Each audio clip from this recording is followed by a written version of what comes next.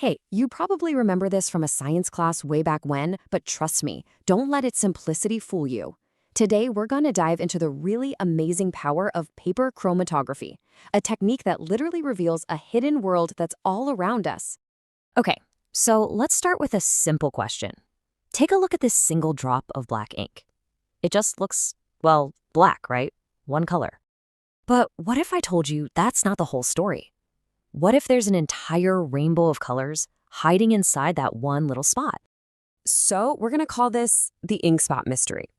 And to crack this case, we're going to use a pretty brilliant scientific method to uncover all those colors that are hiding in plain sight. And that tool, it's called paper chromatography. At its heart, it's just this really clever technique for unmixing things. It uses a special kind of paper and a liquid, what we call a solvent, to pull apart and reveal the individual colors that are all mixed up together. Now, to really get how this works, I don't want you to think of it as some boring lab procedure. No way. I want you to think of it as a race, the chromatography race. This is where we get to see which parts of our ink are the fastest sprinters. Okay, so every race has its players, right? In our race, the special paper is our racetrack. This is what scientists call the stationary phase, because it stays put. The different colored dyes in the ink, those are our runners. And the starting gun, the thing that gets everything moving, is the solvent, like water. That's called the mobile phase. You guessed it, because it's the part that moves. So what decides who wins this race? Well, it all comes down to two competing forces. First, you've got the push from the solvent. Think of it this way. Dyes that dissolve really easily in the solvent get a huge push and are carried way up the paper. They're the fast runners. But at the same time, there's the pull from the paper. Some dyes are really attracted to the paper fibers and they stick to it, which holds them back. Those are our slow runners. So the fastest dye is going to be the one that gets the biggest push from the solvent and the weakest pull from the paper. All right, let's watch this race unfold. First, we draw a starting line in pencil. And that's important because if we use pen, that ink would run too. Then we put our ink spot, our runners, right on the line. The paper then gets stood up in the solvent, but we have to make sure the spot itself stays above the liquid. And as that solvent starts to creep up the paper, it picks up the dyes and carries them along. And the race is on. Once the solvent gets near the top, we pull the paper out and see who won. And the race is over. So what now? Well, now we get to read the results. Let's find out who the winners are and, more importantly, figure out what it all means. This thing we're looking at right now, it's called a chromatogram, and you can totally think of it as the official finish line photo of our race. It shows us exactly where each of our runners finished. They're not all bunched up in that single black spot anymore. They've spread out into their own beautiful, distinct bands of color. And there it is. That's the solution to our mystery. Each one of these colored spots is one of the original dyes that was mixed together to make that black ink.